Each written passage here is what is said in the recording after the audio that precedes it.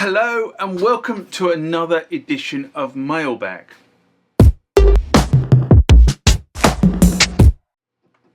What is Mailbag? Well, Mailbag is a feature of the channel where you guys leave lots of comments on the channel and I attempt to answer those comments, or if I can't answer those comments, I throw it out to you guys who have more knowledge on some of this stuff than I do. So let's get into the first mailbag of this session.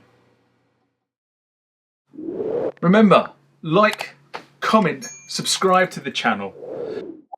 Go over to Instagram and follow me there. Go over to Facebook, follow me there. That's where the normal notices are. And consider becoming a Patreon.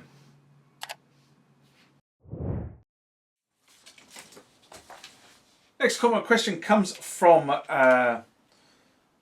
Fan. It looks like Fanit Tech. I'm not sure whether, or it's Fan IT Tech. I'm not sure how you pronounce that. But either way, it comes from you.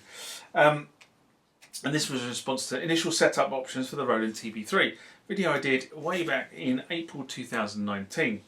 And Fanit writes, "Hi John, are you aware if the brightness contrast can be turned down on the TB-3 and how you go about it? I feel like my eyes are burning from it. Thanks." Well, I've had a skim through all the documentation I have on the TB-3 and I can't see anything that allows you to adjust the brightness of the green glow that the TB-3 gives out. In fact, actually, I've had a look at the TR8 and I've had a look at the MX1. And not on any of them I can see anything that allows you to sort of just dim down the display. It's either on, well, it's on or it's not on, and you can't turn it off, if that makes any sense. So it's on, and that's the bottom line. But I will put this one out to the community. So if anyone out there really has a control code that allows you to switch the green glow off on the TB-3, can you let me know? Because I have obviously the official Roland documentation. I also have the unofficial Roland documentation that gives you other things the TB-3 can do. And in neither of those documents do I have any code that allows me to actually switch the display off. I'm not saying you can't do it, I'm just saying I don't know how to do it. And in terms of it seems like it's burning your eyes, what I would suggest is don't look at it as much. That's not probably the right answer, but that's the only answer I can give you. Next comment or question comes from Paul Romsky. And this was in response to Korg M1 Power Transport Roland S330 status sample sets, a mailbag I did in March 2024. And Paul writes, "Hello." Well, hello Paul. Welcome to Mailbag. If you are watching this, of course. Wow, what a great channel. Lots of videos. Well, there are. Actually, at last count, there was over 1,000 videos on my channel, which I find quite staggering, to be honest. But I've been doing this a while. I'm working with a sound sample creator musician. He wants me to design a Korg M1 ROM card for him that he can program his samples and make them available to public. I'm an electronic hardware software FPGA engineer, so I know how to design the card using flash memory. I got the pin out what the Korg expects on its 38 contacts. From the M1 schematic, I can make a simple programmer. I can code a GUI that can be used to program the cards. I have a Korg M1 ROM card, so I even know the mechanical dimensions. I am a Yamaha DX7 guy, but there's nothing wrong with being a DX7 guy. I wrote my own GUI to control the DX7 via MIDI, and I found out how the data is stored on the ROM cards. Or ROM cartridges on the DX7, should I say, not cards. The Yamaha data is just voice parameters, and it's fairly simple. But I know very little at the lower level of how the Korg One handles samples, looping, key maps, and most importantly, how the data is formatted onto the ROM card. I have extensive digital processing experience and I understand PCM data. In fact, I designed my own piano tuner simulator that generates .wav files on the fly using all my code and no off-the-shelf code. I'm an engineer that designs the specification, but I have no such spec on the Korg M1 ROM card.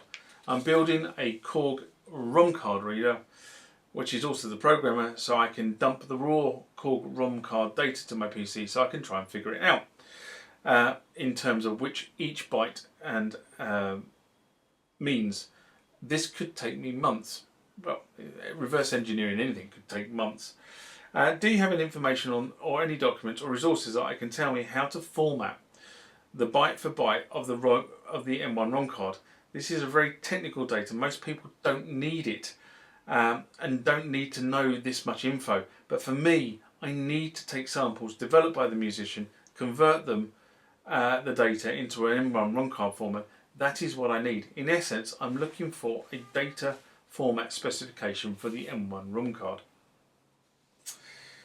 Well, so feedback from the channel, very much welcome. Now, I don't have the detailed technical information about the ROM card, if I'm brutally honest. And I'll publish this on the channel in case somebody out there has that technical information. I know from another response that he's gone off and joined a bunch of Korg users forums, but his requests have never been answered, and he's not getting any response out of the moderator of whatever forum he's on. So he's not quite sure what's going on. But what I would say to Paul is that there is a company in the Netherlands called Wave RX, and what Wave RX have done is produced a card that you plug into your M1 or your T1, and I actually have the card. It's in storage at the moment because neither the M1 or the T1 are here. They're both down in storage.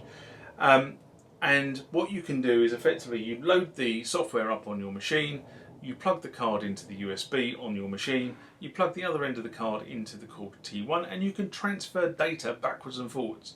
So what I would say is they've kind of done it for you. So if you want to get yourself a copy of the Wave RX card for the Korg M1, you probably would be able to reverse engineer that a lot quicker than trying to just reverse engineer the card, because those clever guys at Wave RX have done it for you.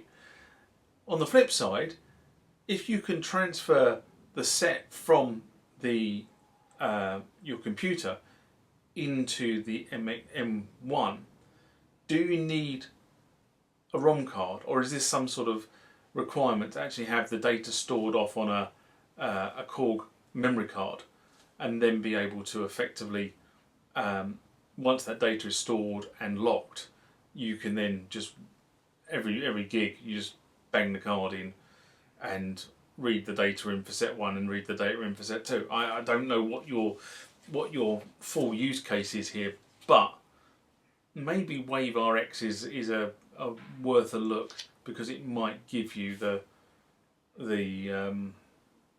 starting point for the information you seem to be missing.